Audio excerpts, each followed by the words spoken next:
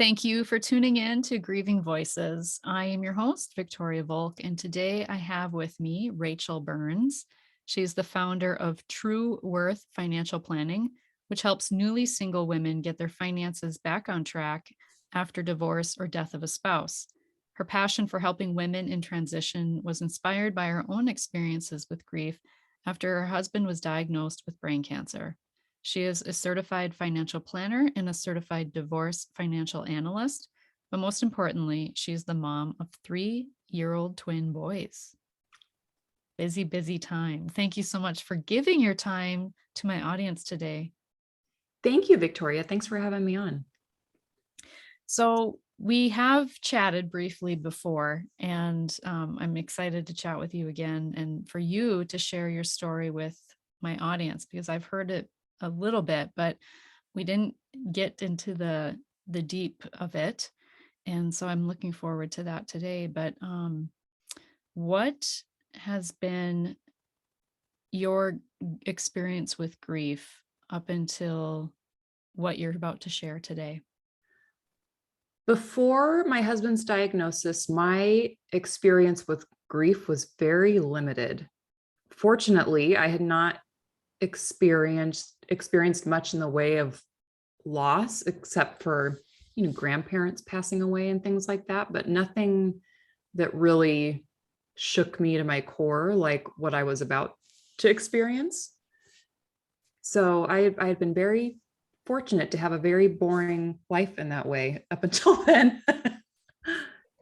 And so how long were you married when you and your husband got the news? We had been married probably about 2 years when we found out, when he was diagnosed. So it was still, early in the marriage. But we had been together for several years before that. Wow. And so having children, deciding, like, was that a conscious thing, a conscious decision? Or I don't want to say were they an oopsie, you know what I mean? But it's, you know what I mean? Because I think that would be a challenging thing, right? Yes. Do you take that path? Don't you take that path? Like, what did that look like, that decision making? And so we had them on purpose. Well, we knew we were going to have one. I guess the second one was an oopsie because they're twins. We didn't know we'd have two, but we had planned on having kids, but we found out we were pregnant. I think the day before he had his first seizure. So we didn't know he had brain cancer when we got pregnant. So basically he comes home from work. I'm like, yay, I'm pregnant. And then the next day he had a seizure and didn't tell me because he didn't want to overshadow the good news. And it was a relatively minor seizure. And so he wasn't super concerned about it. He went to the ER by himself and didn't tell me. This is totally like my husband. And because he had a relatively benign brain tumor when he was young. And so it wasn't like that alarming to him that he had a little seizure. So basically, we found out about these two things at almost exactly the same time. He was diagnosed. We found out we found out we were pregnant, found out he had a brain tumor, found out they were twins, and then found out it was not a low grade recurrence of his old tumor. It was super aggressive grade 4 glioblastoma. So all of this news we got at almost the exact same time. Wow. It's like, what are the chances? I mean, I can't, like, you must have asked yourself that a million times. Like, what are the chances? Like, why? Yes, I thought about that. And then I kind of came to the conclusion that we are the 1%ers. We are the ones that all these really rare events happen to. It's like, what are the chances of having twins? What are the chances of having this brain cancer? It was really bizarre. The odds of all of these things happening were so small that it was like, well, of course it's going to happen to us because we're 1%ers or 0.1%ers. So the tumor that he had as a child, had that been removed? Yes. So he was 16. He had a grand mal seizure, and they immediately did surgery and removed the whole tumor. It was a low grade tumor. They took it out because you don't want it in there, but it wasn't even really growing. Like, they don't even know how long it had been there. So when it came back, it was in the exact same spot. And again, they were like, oh, it's probably not a big deal. It's probably been growing very, very slowly all this time. But when they took it out and they biopsied it, they realized that wasn't the case. It was a high grade tumor, and that type of tumor, you don't ever get it all out. It's like has little tentacles that kind of grow through your brain, and you can't see it on an MRI all the time, and it's not something you could ever completely remove. So very, very different situation than when he was young. So what was that like, just in like your pregnancy? Like, I mean, that's it's stressful alone, I imagine, hearing news like that Yeah. and planning for, because the prognosis was what? The prognosis was really bad when they told us that that's what came back with the pathology. They said, don't go online and don't Google it, because the odds are really, really bad. Like, you're going to be really depressed if you go online and look at the life expectancy, because statistically, life expectancy is an average of 18 months after diagnosis. And that's really like best case scenario. That's assuming that you're able to have a successful surgery and treatment with radiation and chemo. Best case scenario, you maybe have 18 months to live after that. But a lot of people, and people that I've met with, that have, we've met at the hospital or in waiting rooms for radiation or whatever, a lot of people die after a couple of months after being diagnosed. So it's like the prognosis was really bad. They said, you have some things in your favor. You're young.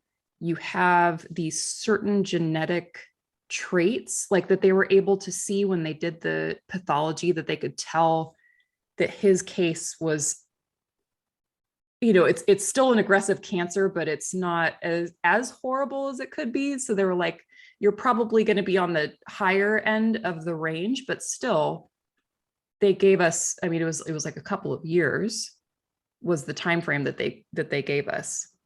And so that was a difficult thing to process. And as they're telling us that, I'm sitting there with my big old belly. I've got twins that are on the way, and like, it was just there was so much.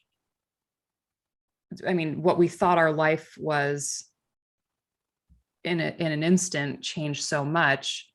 And then the kid, having the kids on the way just made it extra complicated. I mean, obviously, but and extra tragic. And it was just so much to process at one time. And even just having twins is risky too, right? So it's Yes. like, what is the risk to you as a mother? And I can't even imagine. Like, I cannot imagine. So give us a day in the life of what that was like. So at that time, um, Rob Rob had taken some time off work after, because they got him into surgery pretty quickly, and he started doing radiation right away.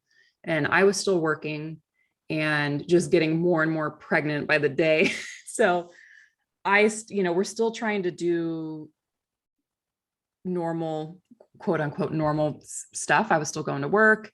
Rob wasn't allowed to drive because of his seizures. So I was taking him to radiation every morning before work and dropping him off, and then, leaving for work, worrying about him having a seizure when he's home alone. And, I'd go to work, I'd try to get everything done. I'd try to be as normal as I could, but it was just insane to like manage the treatment the logistics of the treatment, but then also just managing the emotions and the fear and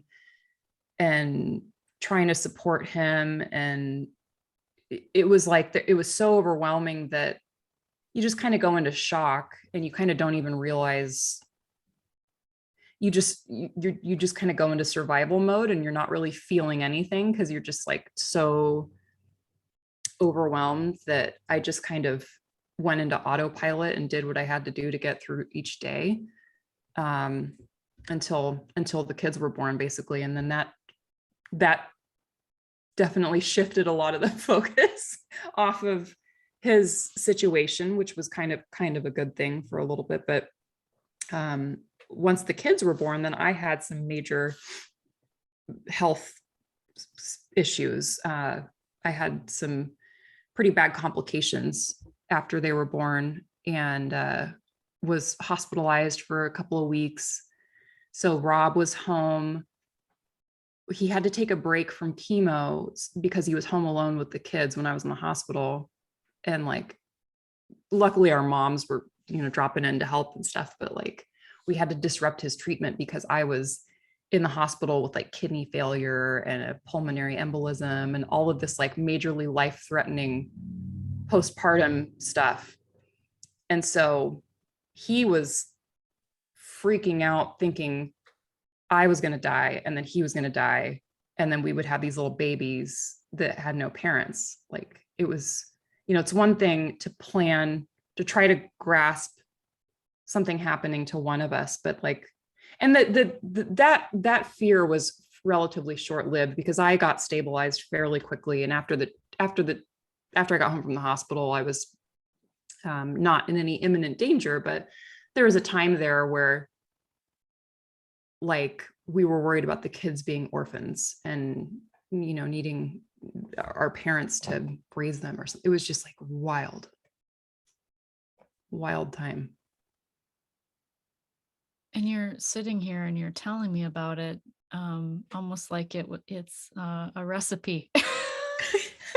And You so know, I'm very curious, like, what was the day like where it just all kind of hit you and you allowed yourself to feel and get off autopilot?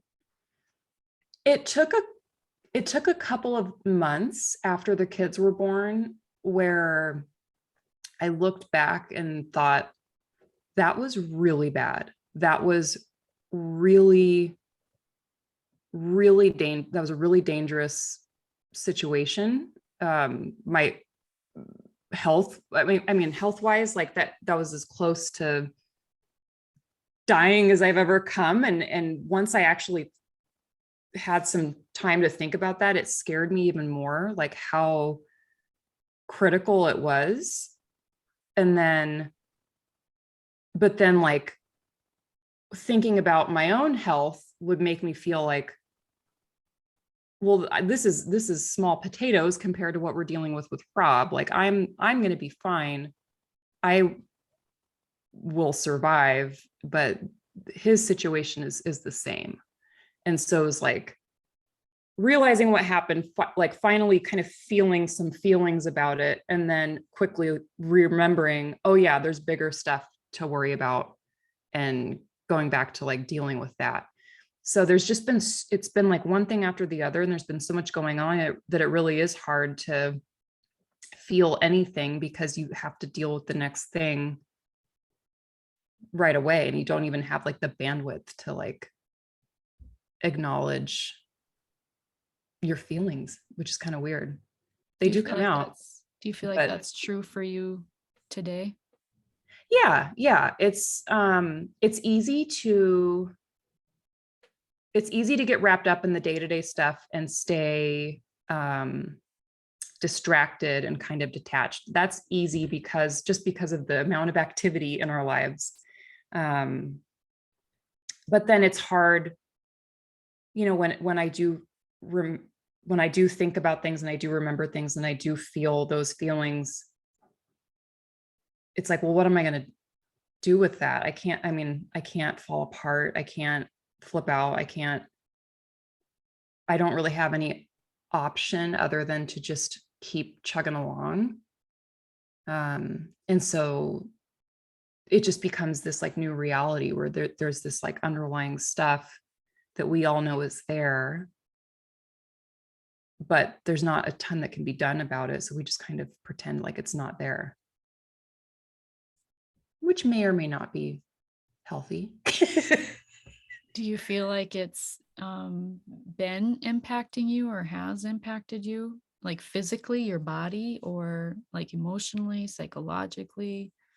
Yeah, it impacts everything. That kind of stress absolutely impacts your body and your physical health. And it's kind of hard to know what issues are stress related and what are, leftover issues from having twins, or COVID related stress and inactivity and all this stuff. There, it's hard to know. It's hard to know like how to attribute it, but it's certainly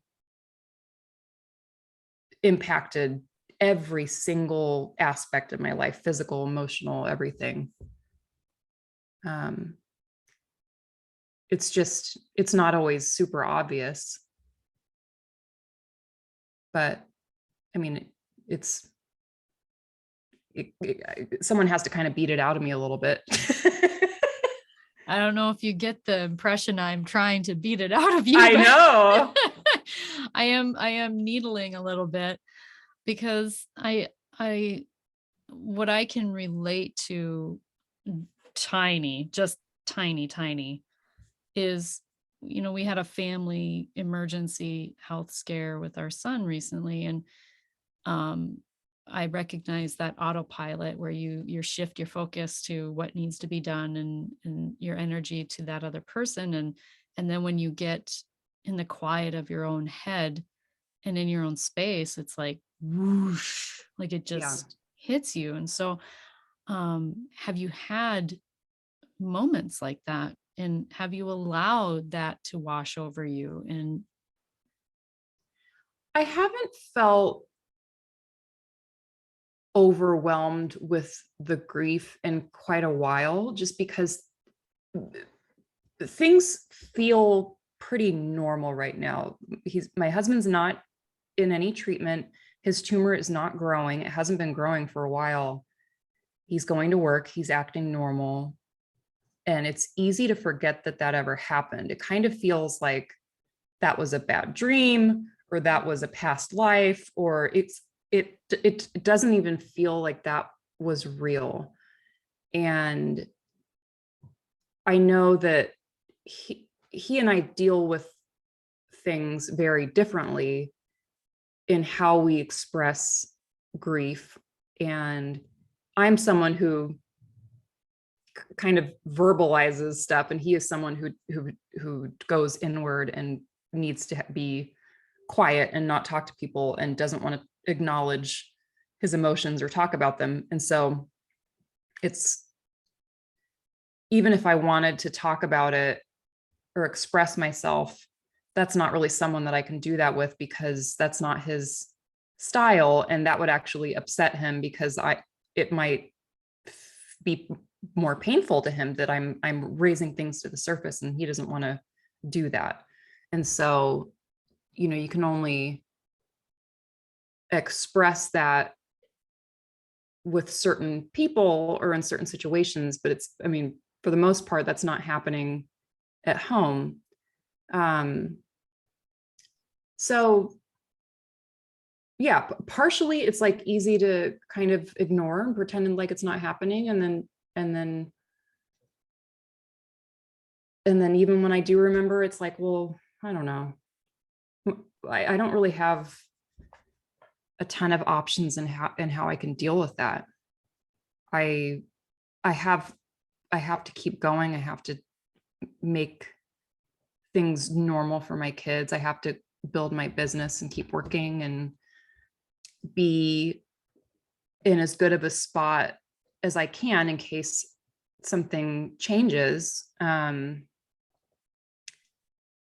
falling apart emotionally doesn't allow me to do that. So I kind of feel like, well, I don't have the option of like really flipping out, even though I'd kind of like to sometimes. Do you channel that energy in a different way? Like, have you found a way that you can channel the energy, that emotion that when it comes up, or even just to when it's not coming up, but just because I imagine there's some anger there, like, just anger of this, it's this ongoing thing that you can never outrun, right? You can't Yeah. outrun it. And it's always just like you said, the undercurrent of it is there. Yeah. Have you found a way to channel the emotion?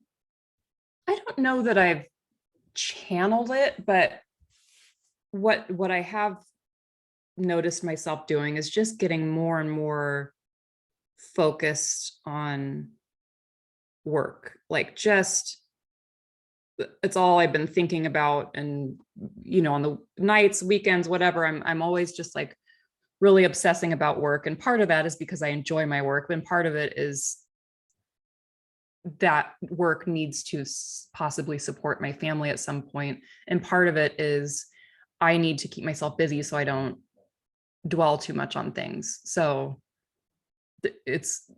that's not the only reason why, but I do think that some of that energy gets channeled into the work just because it's something that I can control. It's something that I can make positive changes in our life. It does make me feel like I'm not powerless, I Like you're guess. doing something. Yeah, like I'm being productive. I'm taking the right steps, because you can't really be, with grief, it's not productive. You're not like, oh, I've gotten this much grief out of the way, so then I only have this much more. It's like it's always going to be there. It's not going away. But part of me feels like, okay, I have to be doing something to make this situation better all the time. I, I had a question. No, it just escaped me. In grief recovery, we like one of the myths of grief is keeping busy. So I just want to, for anyone listening, if they find themselves in your story of, um, it's one thing to, because my husband, he just last night, I'm nights, weekends, I'm a hustler, I hustle, maybe it's part of our personalities too, like how we're wired, Yeah. right? To almost detach from what is happening and then pour our energy into something that we feel, like you said, you can control it. You have some say in what happens here. I don't have say in that, but I have say in this, right? Yeah. And I find it interesting, the work that you're doing is with widowers. Hmm. And so a part of their story you obviously can relate to in a way that isn't exactly the same, but you understand this idea. I don't want to put words in your mouth, but I actually, you've expressed this before briefly, but could you just articulate how your work is being influenced by your experience? Yeah. While we were in the midst of everything and while it was fresh, one thing that I remember is obviously being overwhelmed with all sorts of parts of this problem that we had to deal with. And some of those were very practical things that we had to worry about. Some of those were, just worries. But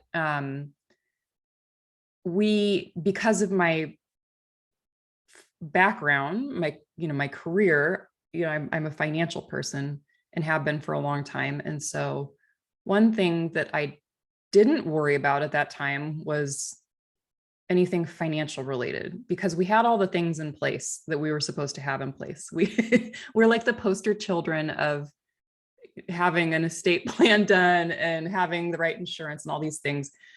And so when this happened, I didn't need to worry, oh my God, like if he can't work, what's going to happen? Will he have disability income? If something happens to him, can I like, there was a lot of practical parts of that I didn't have to worry about. And the idea of needing to manage the finances for on my own, if I needed to, did not bother me because I have that background. But then I was thinking, not everyone has that kind of background. And that, for a lot of people, is a very, very big component of their stress and their fears.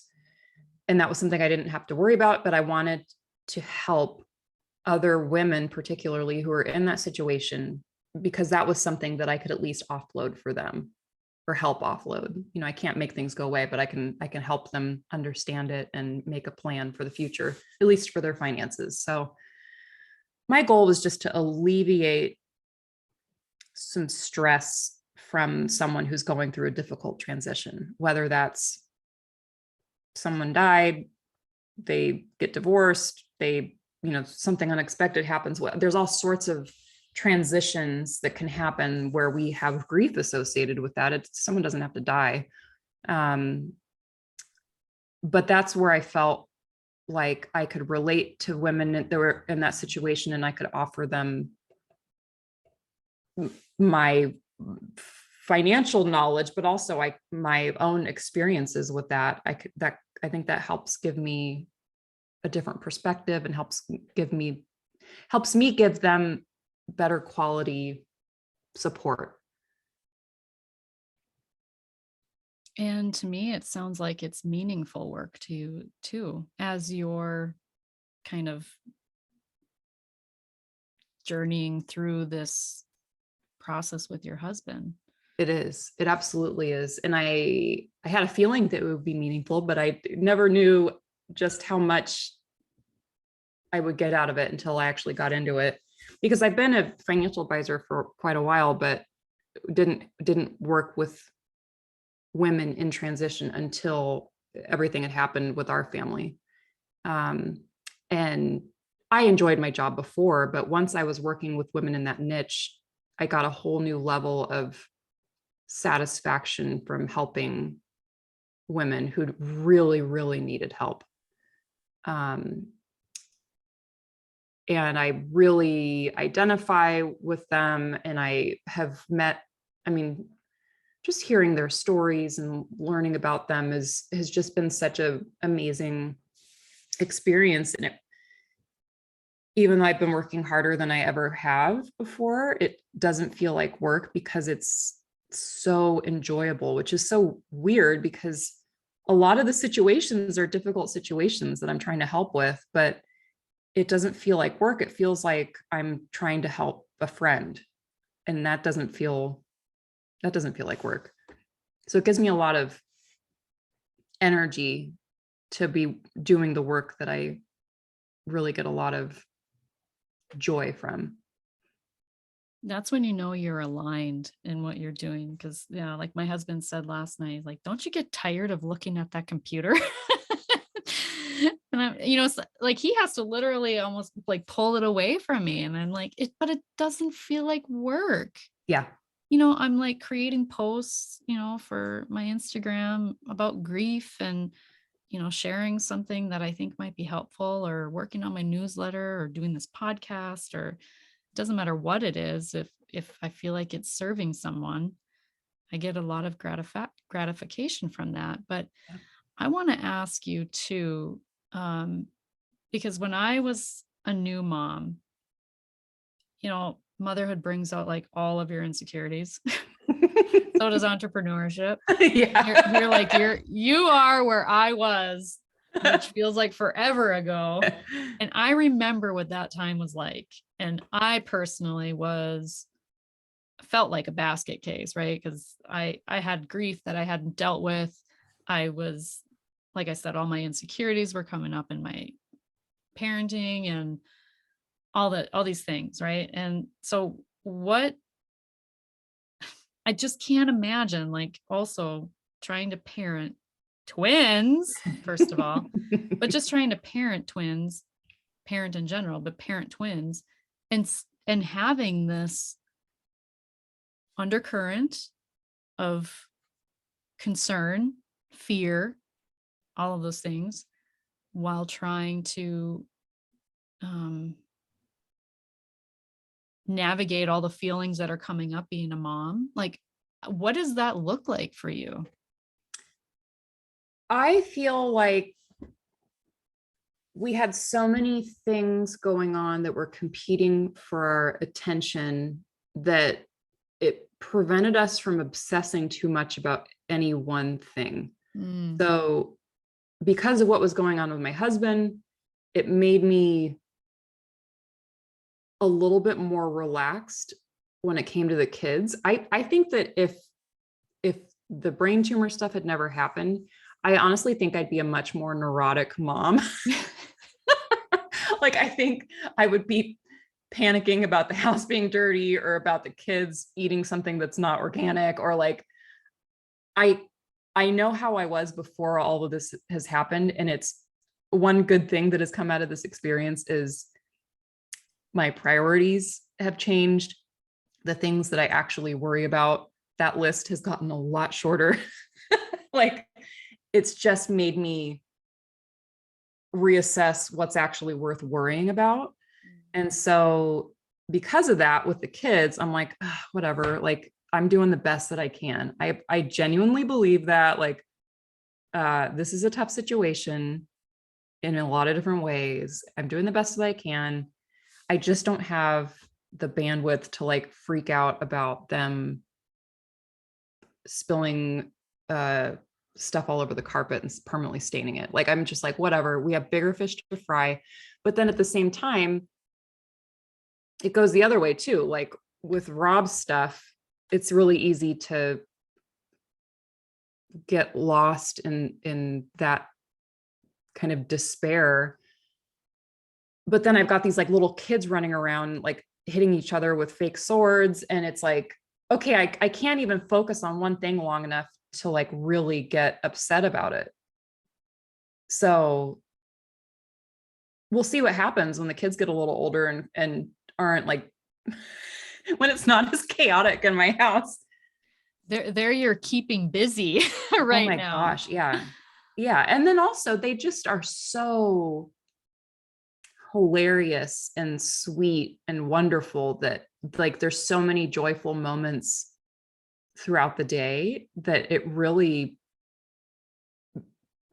counterbalances the stress or the worry, because you just can't not be in a good mood when you're around them. For the most part, they do like scream and, they can be brats sometimes, but for the most part, they're a really lovely little distraction.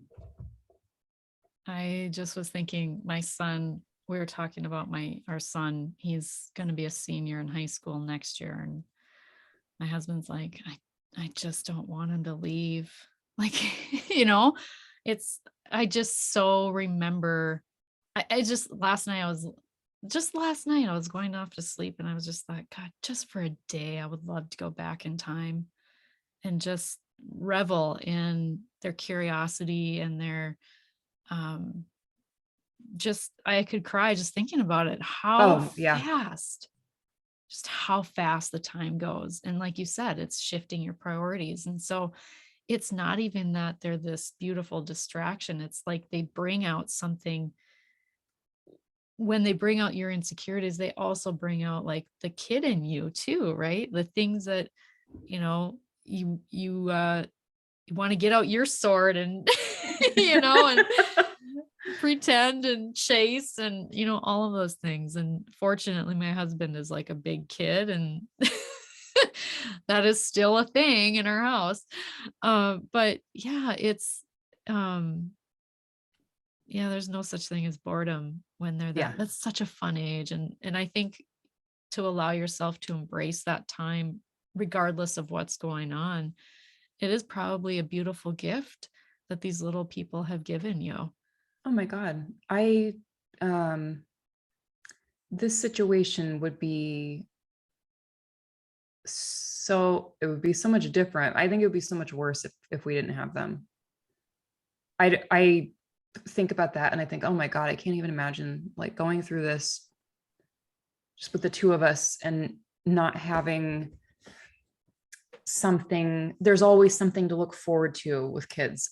Always. It's like I've been telling my husband the last couple of weeks, I'm just so excited for Easter because the kids get so excited about Easter egg hunting. He's like, it's February, like calm down. And I'm like, no, but there's always something to be so excited about. And oh, I can't wait until they can do this. Like there's always some milestone that's just around the corner that's so exciting. And yeah, it's like, it's sad when they're changing so fast and they're growing so fast and you miss how it was when they were smaller, but at the same time, all of the new fun things that they do makes you forget about what you were sad about. So I'm curious, amongst the craziness and the quiet when you have it, and everything going on with your husband that is pretty steady, right? It's steady. Yeah. What, how have you been tending to yourself? Like what is self-care looking like for you? Self-care is Because you have practical. fantastic skin, by the way. You Oh, go, thank you. It's a you guys go filter to from the YouTube. Zoom. Yeah. I'm gonna get this on YouTube eventually and you'll see, but like you have like, yeah, your skin is on point. Thank you. You do not look stressed at all. Like Good. I'm glad. Oh. I self-care has been practically non-existent. I have been the lowest priority thing in the house for quite a few years, which is understandable. But I haven't been focused on like doing something nice for myself because it's just not the highest priority. So like my friend, one of my friends asked me, like, what are you doing for self-care? And I laughed and I was like, take a shower once a week.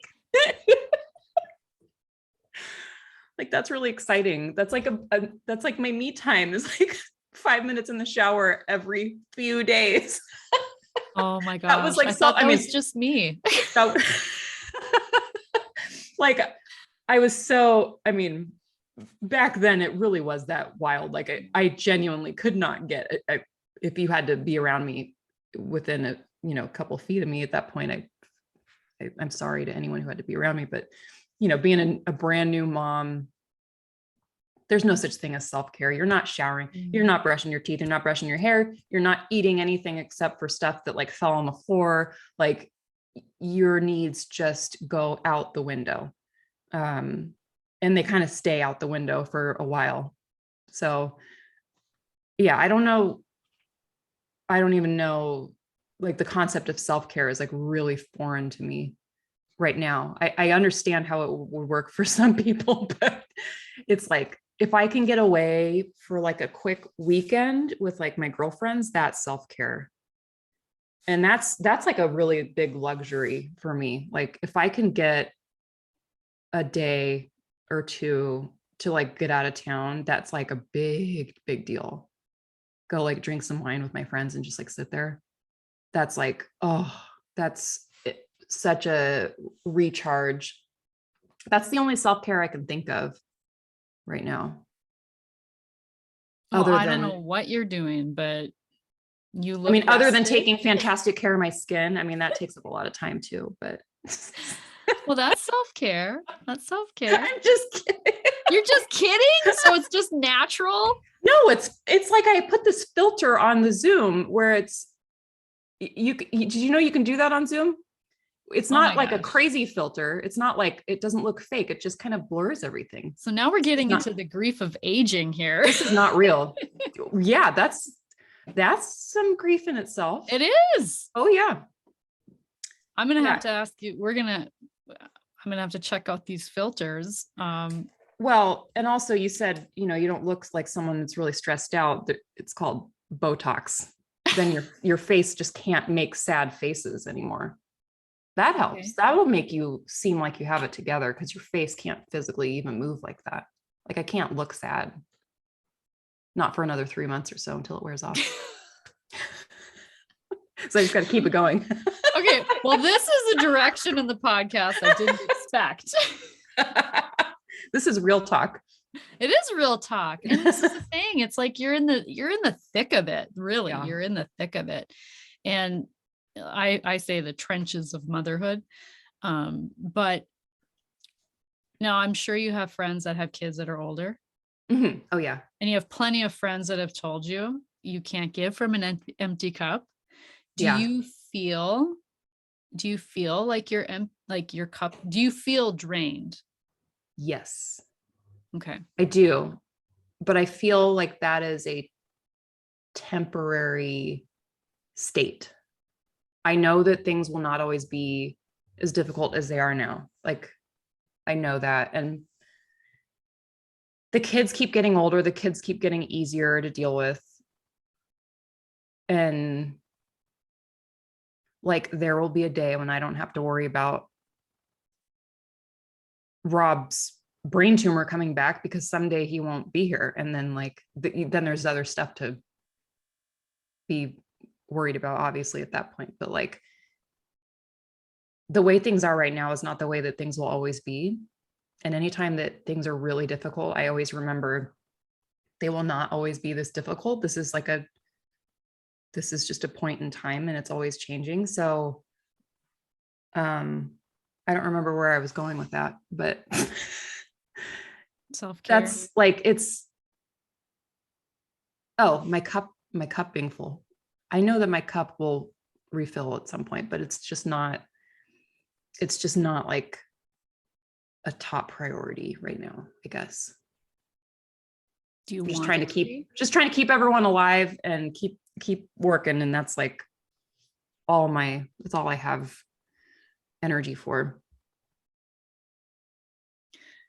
I had that thought too. Like you just keep on going and keep on going and keep on going. But I look back in hindsight and it's like, gosh, if and granted it was grief. Like grief was a huge factor for me, and your situation is entirely different. And anyone listening to this, their situation is going to be entirely different too. But I think it's finding what, like you said, just a weekend or even just 2 hours in an afternoon to your favorite little shop, or going to a coffee shop and just sitting and watching people, which is Oh fun. I yeah. kind of, isn't that fun, just watching people, Yeah. making up stories in your head about people, like their lives, wondering, that's yeah, I like doing stuff like that. But anyway, it's finding stuff that bring you back to who you were, right? Like kind of, it's almost like the children, the children remind you of when you were a kid, and it's doing the things that remind you of the essence of who you are. And I lost sight of that for so many years. And I think if what are, just share with me if you don't mind, what are a couple of things that remind you of the essence of who you are? That's interesting you brought that up because that's something that I've realized. You don't realize that you're forgetting who you are until you remember something. And it can be something so simple as a song that you hear, a shirt that you find in the back of your closet. There are these little reminders that I have that take me back to this time when life was simple. And I think I'm a happy person now, but back then I was happy in a very uncomplicated way. And I'll like hear some song that I didn't even like that much, but just like a song that I remember from when I was 20 or something. And I'll just be like, why do I feel things right now? Like, what's it about the song? Like the Super Bowl was last weekend and I watched the halftime show and I remembered like driving around in my 1996 Honda Prelude, listening to 2001 from Dr. Dre. And I was just like, oh my God, life was so fun all day, every day back then. Like my only job was to just have fun and like barely show up at school. And that was the only requirements of me. Like To that. be. Yeah. And then I'm like, oh my gosh, I remember I used to be this person who used to have these interests, and I used to do stuff and travel, and I enjoyed listening to music, and I enjoyed going to wine bars, and I enjoyed doing all these things. And then I'm like, I haven't done any of those things in so long that I forgot about those parts of myself. Like I forgot that I used to be really silly, and I used to laugh. I mean, I still laugh a lot, but I have forgotten who I am. And I don't know if that's grief, more the grief, or if that's more just having kids and not having any time to do anything for yourself. But that's like a super weird thing that I've experienced. Mm, I did too. I experienced that too. And it just, I have, I use the passion planner. Oh, And did you know the passion planner um makes stickers? I love stickers. And I collected stickers as a kid. Like I had tons and tons of stickers. It like brings out the kid in me. Every Yeah. Sunday I get out my highlighters and my stickers, and I plan my week for fun with stickers. Like Yeah. how ridiculous. But I think it's this little thing that I found that connects me to myself. And I just encourage you and anyone listening that when you're in the thick of stuff, grief, transition, parenthood, whatever it is, to do something that reminds you of the essence of who you are, so you don't lose touch of that. Because when it feels like a part of you has died, there's grief in that too. Yeah. And that's a very, very real thing, is like the death of who you once were. Because once Rob was diagnosed, obviously there's the grief associated with the very obvious part of that. But what really disturbed me the most in that time period was, I will never go back to who I was before I knew that this was coming. I will never, ever be that person anymore. I will always have some form of this grief. And even when I would see pictures of myself from like a few years before, and I'm like, that was before. At that point, I didn't know what was coming. And I was like, I'm like smiling, like no idea what was going on. But it's weird to think that that person is dead. I mean, that person will never exist again. That's a really weird realization. That's like a really weird part of grief that I wasn't prepared for, I guess. Yeah, and I talked to someone else just before we hopped on, and one of the themes of our conversation was that she allowed herself to change. And I think we kind of buck that, or we try to resist that through grief, like grief changing us, but it's going to, whether we like it or not. But it's allowing that unfolding of the new, Rachael 2.0.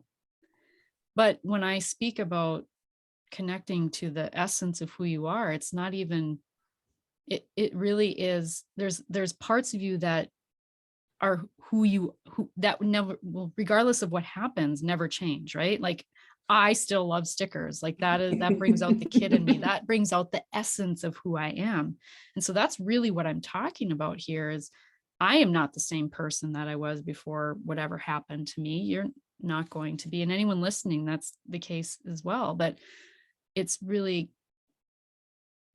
I think before the world got a hold of you, right? Before Yeah. grief got a hold of you, what were the things that brought you to life, like sparked joy? If we gotta, what's her name? Marie Kondo. Yes, Marie Kondo our lives, but really it's coming back to the simple things like that, like Yeah. collecting stickers or like playing with Play-Doh with your kids.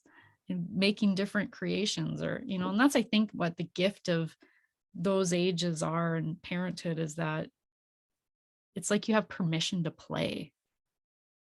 Because if, let's say, it was just you and you're playing with Play-Doh and someone called you, "Hey, what are you doing?" "I'm playing with Play-Doh." "What?" You kind of get some side eyes, like, but when you have little ones, it's your permission slip to just play. Yeah. Yeah. So yeah, I think you can rediscover, there's an opportunity there for you to rediscover who you were before all of this, and who the essence of who you are, just in everyday parenting with your kids. Yeah. Putting Totally. on the music, putting on Dr. Dre, maybe some clean stuff, Edited. Yeah.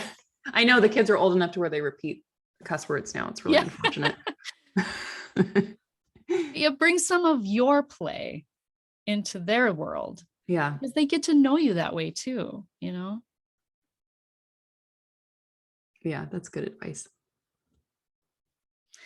So, and also too, maybe bring that to your relationship, the things that brought you together, and, before this Yeah. happened. And it is so important to make your unit a priority, and you. But I think if you have to choose, it's a lot easier for you to choose time with your spouse than you alone.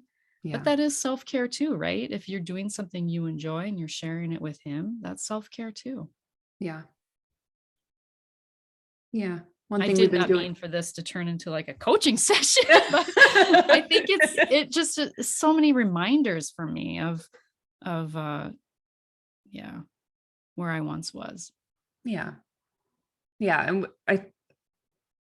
it's funny. One thing we've been doing is, because he works, or his office is close to the house. I work from home, and we'll like he'll be like, "Oh, I'm going to come home for lunch," and we'll go get lunch. And it turns into just like having cocktails and not working and taking the rest of the day off.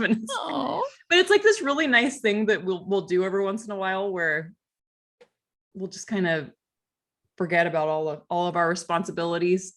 And it's just time that we haven't really spent together in a long time, where we're just like hanging out and not dealing with real life stuff. play hooky from life. Yeah. Playing hookey's fun. So what has your grief taught you? It has taught me all sorts of things. It's taught me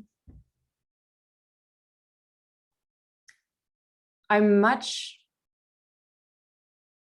stronger than I ever thought, which is like, I don't know, I feel like that's kind of cliche, but um I can endure a lot and still keep doing what I need to do. Like that has become very clear out of this situation. I'm like, I can handle a lot. And if I can handle what I've already been through, there's really not a lot out there that scares me, which is like a kind of weird, empowering feeling to have.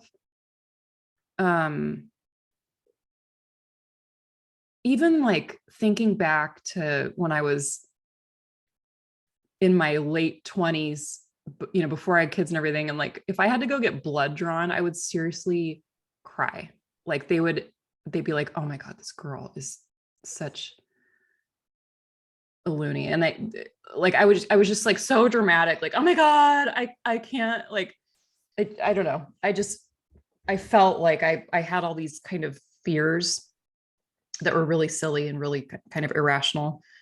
And then now, after having the kids, after having the complications, I remember thinking, there's not one medical procedure that I can think of that scares me after what I've gone through with the poking and the prodding and the IVs and the tests there was a lot of like really extraordinarily uncomfortable or painful moments through all of that.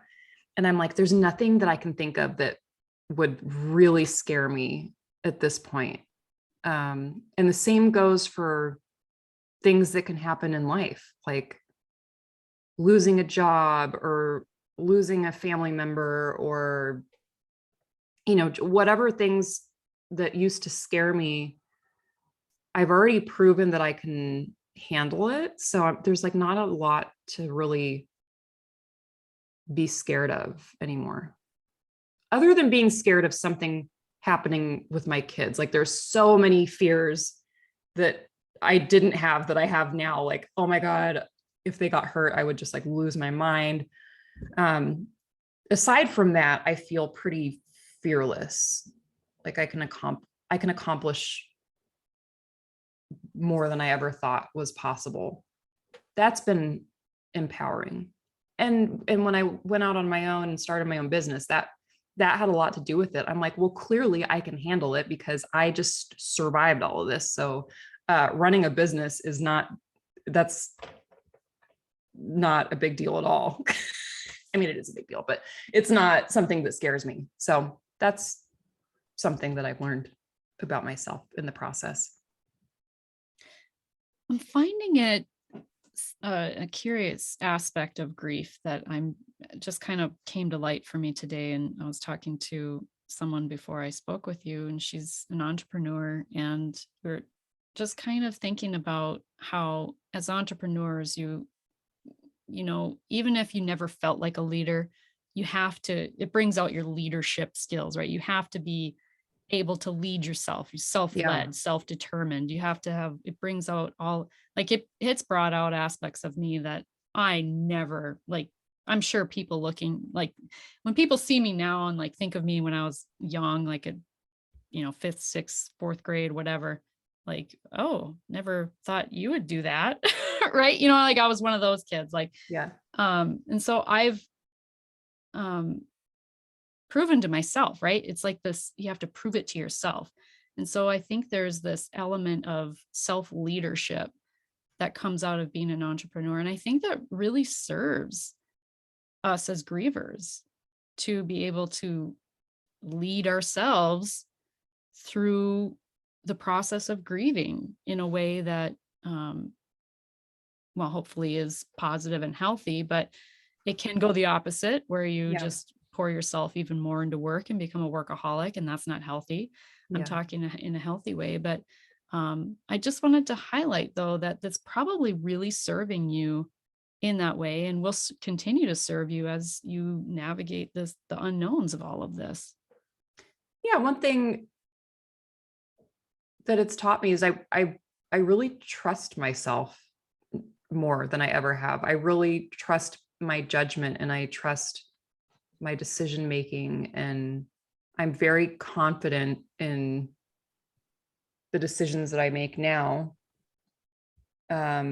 which has been, I wasn't expecting that, but it does make me feel like I know what I'm doing. I'm not, you know, this isn't my first rodeo. Mhm. So it's been very empowering in that way. What has been the biggest support for you, like especially then, like when you first found out all of this stuff was happening, like what was the most helpful thing that, where did you find the most support? Yeah, there were two phases in that. And the first phase was maybe the first year after he was diagnosed, and I was not wanting to see people. I was not wanting to be around people. I was not wanting to talk to people about what was going on. I just wanted to like crawl in a cave and just hide until it was over.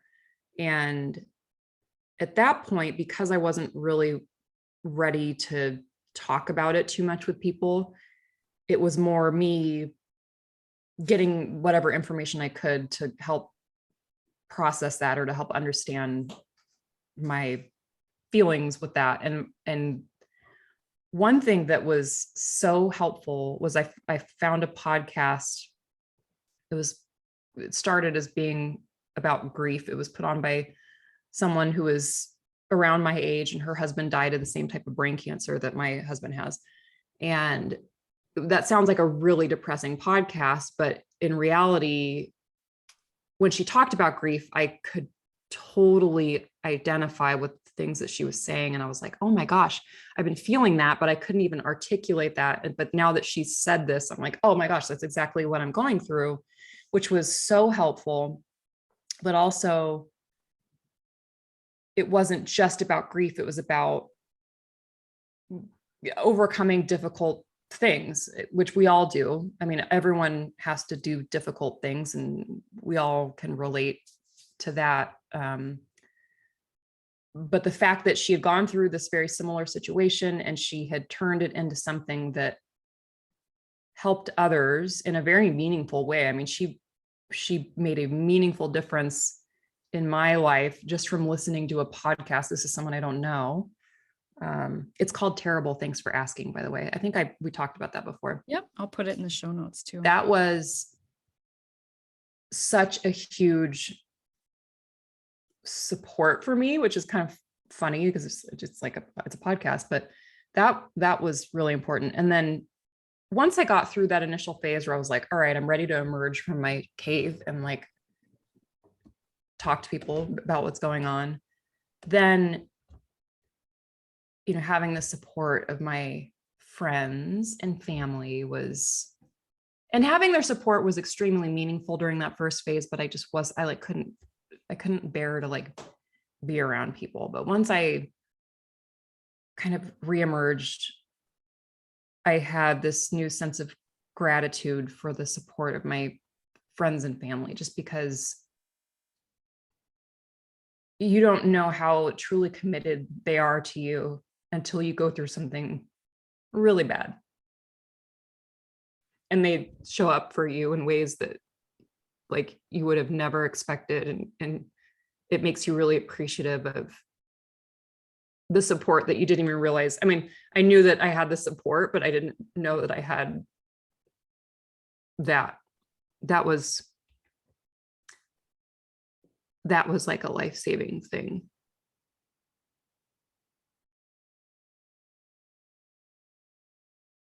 Just like the stuff that my family did for me, like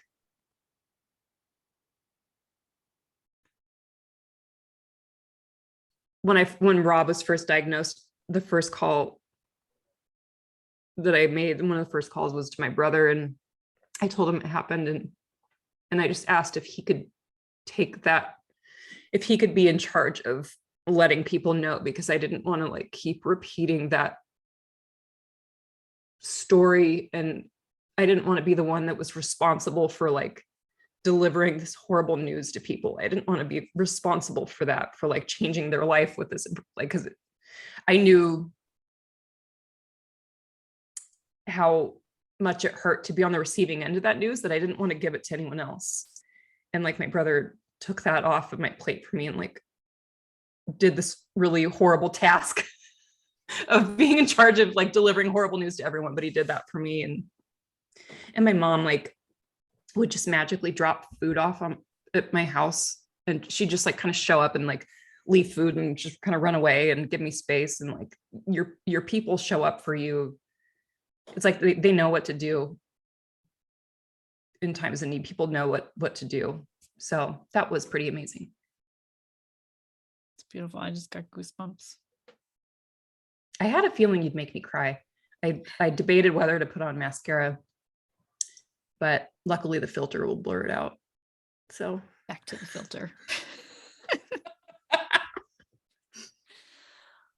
No, it's a beautiful,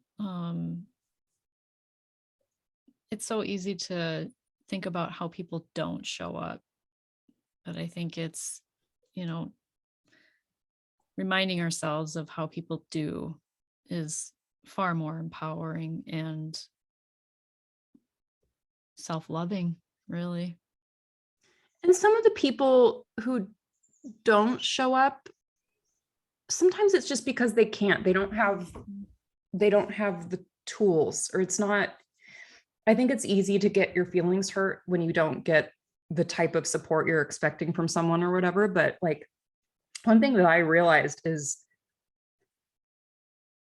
people just don't know what to do. People don't know what to do in that situation. There's no manual on like how to help your friend whose husband was just diagnosed with brain cancer. Like no one expects you to be an expert in that, but some people can feel like, I don't even know.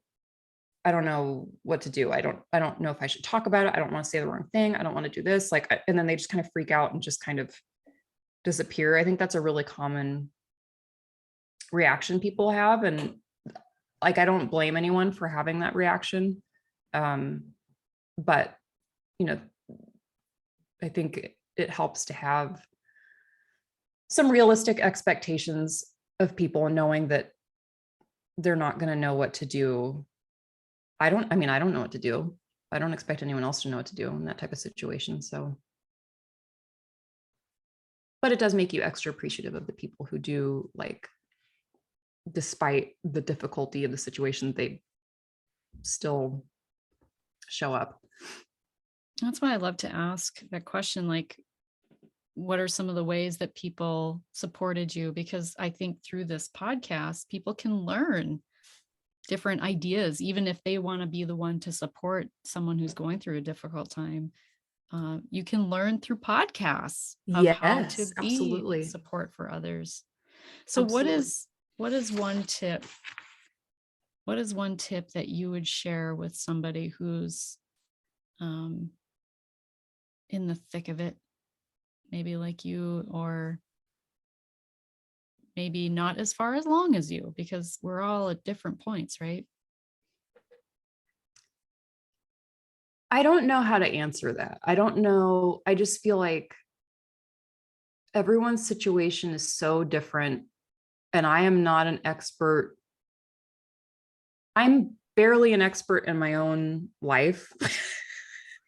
Like, I don't know how to give advice to someone else who's like going through something a little bit different. But I think just knowing that no matter what you're going through, it will not always be that hard. Like, nothing stays that hard. I guess certain things could get worse, but you will survive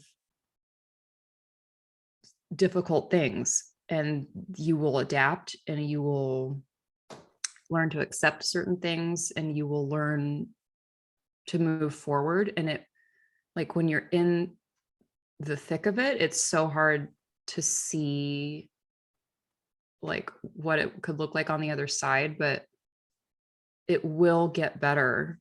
It might have to get worse.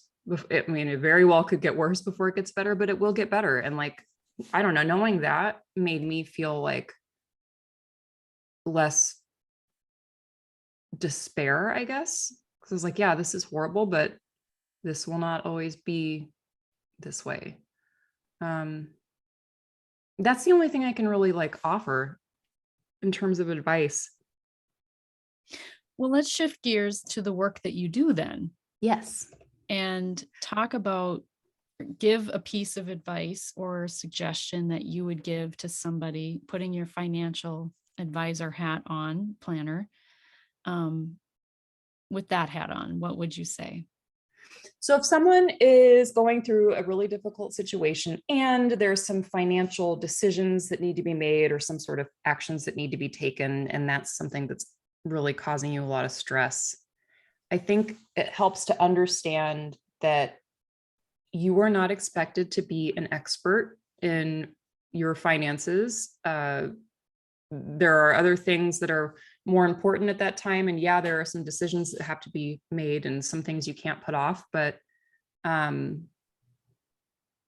one's expecting you to be superwoman. Like, you can get help on anything that you need. And if that's financial stuff, there is someone who can break that down and tell you, okay, these are the things that you actually need to worry about. The rest of it, don't worry about it. You've got other stuff to deal with. There's a lot of support out there for no matter what your issue is. And particularly with the financial stuff, there are so many advisors or other experts out there that specialize in very specific situations where if you are going through a divorce, there is a whole industry out there of people who are able to support people going through divorce. Or if you have lost your spouse, there are people who specialize in that type of situation. So there's really specialized support available, whatever you need help with. And I really encourage people to like be open to help. And it might take a little bit of digging to find the right person to help you, but there's just so much support available for you. So don't feel like you have to do everything alone. Don't feel like, oh, I don't know what I'm doing. Like, you don't have to do it alone. You can get help, and someone can help make your life a little bit easier.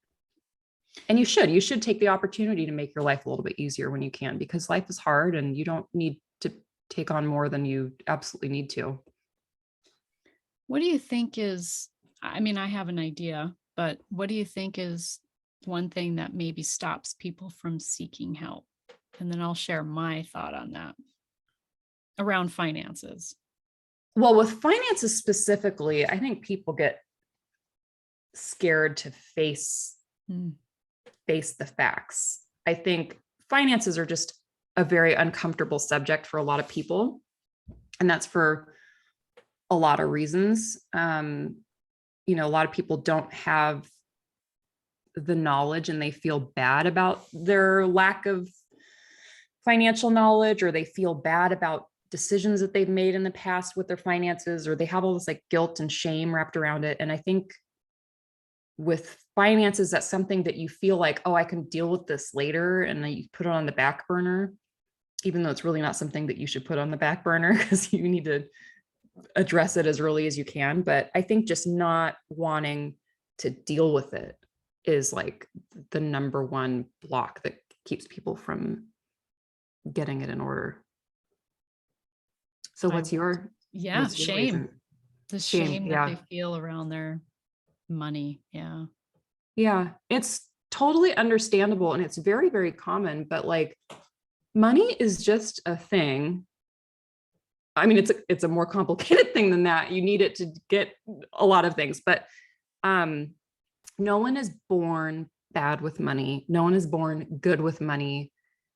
If you make a mistake, that doesn't need to define the rest of your life. You're not, oh, the person that screwed up and did this. Like, you learn as you go along, and maybe it takes you a while to learn it, but it's doable.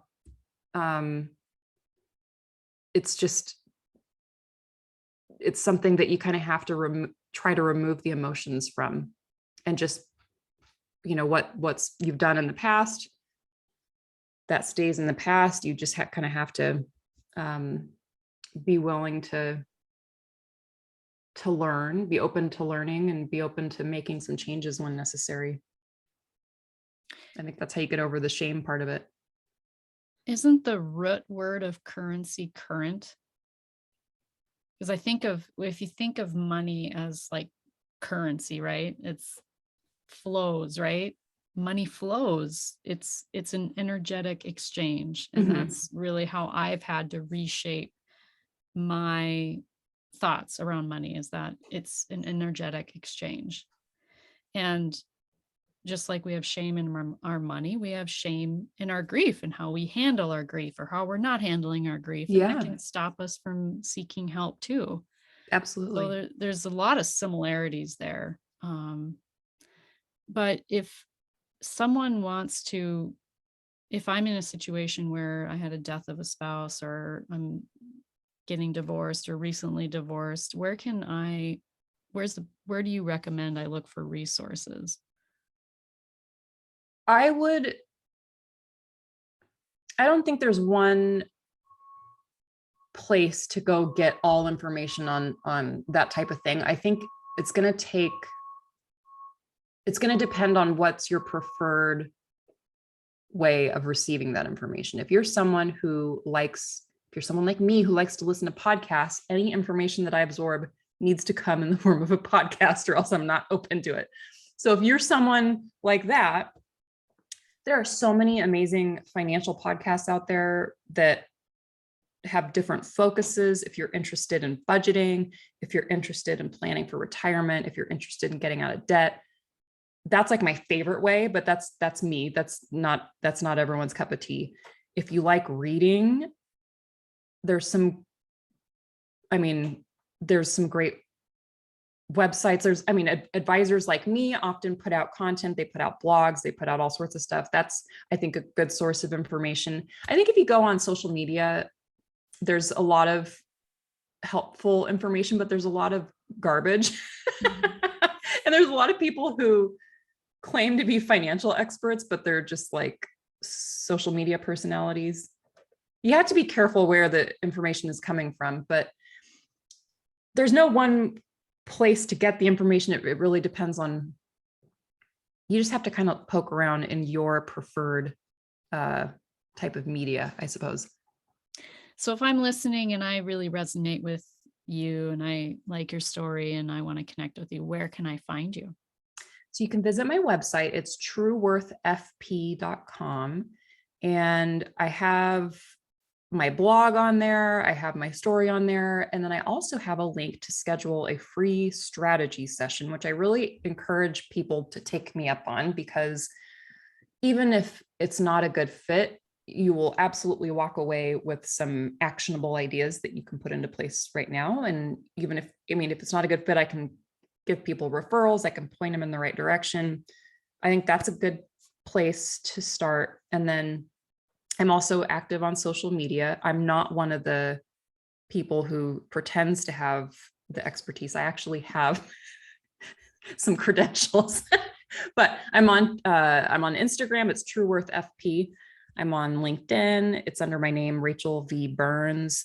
Those are some good places to connect with me and chat with me there. And you can read the stuff that I'm pretty active about posting stuff on there. So that's where you can find me.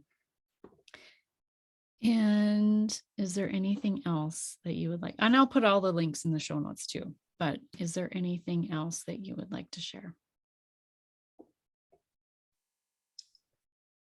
I don't think so. I have thought about a lot of things in the past hour and 20 minutes that I haven't thought about in a while. And I don't think there's any stones that were left unturned. You know, what the one thing I will say is going through really difficult times is part of being human. It is like when I said in the beginning of the episode about feeling like I'm a 1%er, like, of course it's going to happen to me. Everything, like, you are not being singled out by the universe. Like, this stuff happens to everyone. No one is safe from having bad things happen to them. This is just part of the deal of being human. And I think when you look at it that way, you won't get as angry when you're going through something, because you know it's not just you. This is just something that happens to people for no good reason. And it also makes you feel kind of united with other people who are going through difficult things. It made me feel like this is something that we all have in common, is going through hard times. Like, I don't know why, but it made me feel so much more connected with other people in general, just knowing that we all have something that we're dealing with. And that makes me feel better for some weird reason.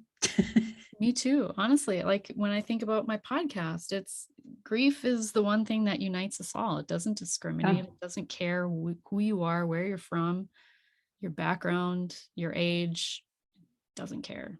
Yeah. Well, thank you so much for being here. I will put all of your information in the show notes if anyone wants a financial advisor, planner, and thank you so much for being here. Thank you, Victoria. I really appreciate it. And remember, when you unleash your heart, you unleash your life. Much love.